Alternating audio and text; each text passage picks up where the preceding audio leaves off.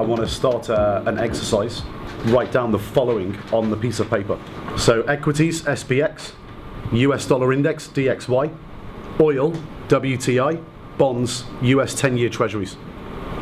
You've got 5 minutes. And under each heading, I want your 3-month view. And you can only write the word underneath each heading, up or down.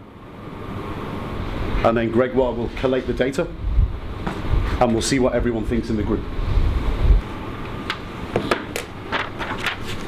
We have submissions, it means we have views. Equities down.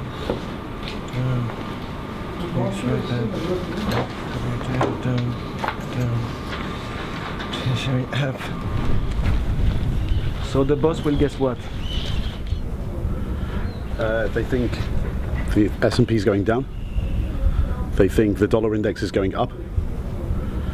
They think commodities are going down. And they think bonds are probably going down.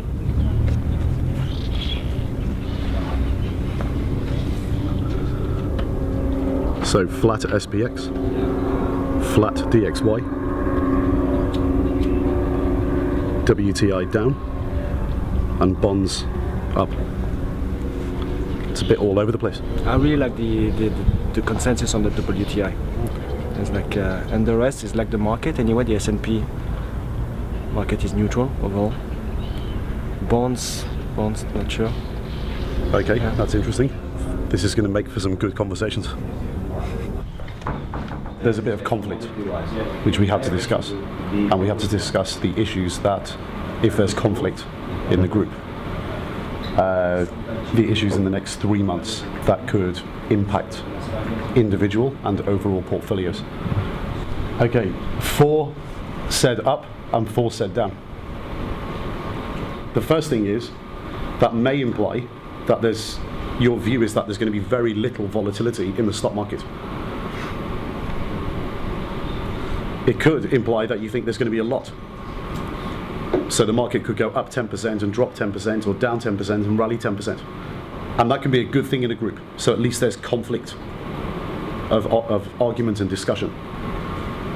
But on aggregate, it basically means that the whole group is not going to have any direction, market direction or market risk in their portfolio.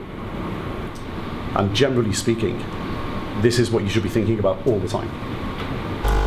And that's why we give you 5 minutes, because it forces you to have a view to think about it. Yeah. It gives you the discipline to make sure you keep going back to it and looking at causality across the asset classes, looking at what the market expects, or having your own expectation of what you think the market expects, the most probabilistic scenarios, and where all the traps are laid in the market. The traps are essentially where the pain trades play out, and the pain trades is where you make the most money. Yeah. And be prepared for them as well. Yeah. So the guys have to be very aware of the risk if they're on the wrong side, and the opportunity, if things play out, to jump on the back of major trends.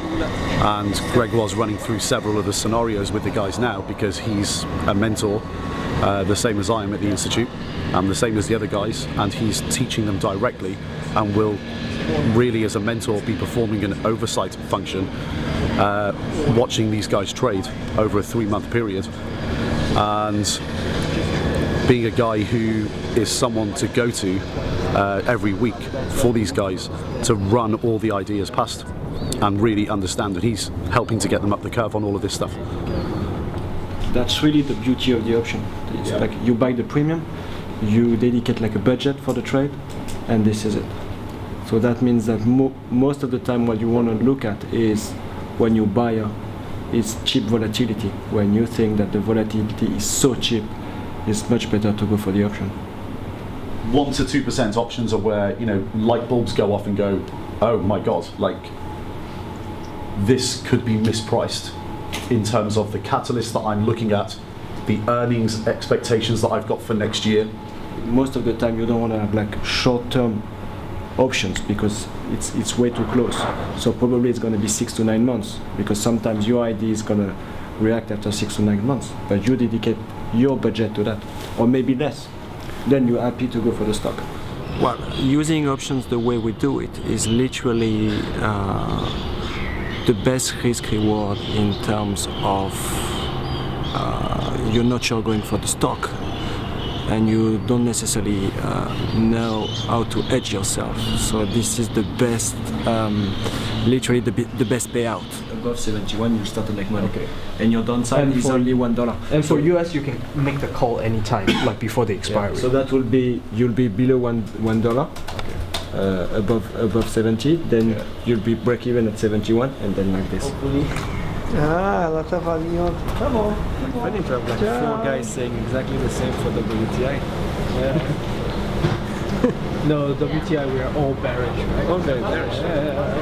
And it's definitely the most information we've had to take in, and it's good. I'd say being thrown at the deep end's always the best way. Absolutely. But yeah, hopefully I can put it into practice. That's the thing.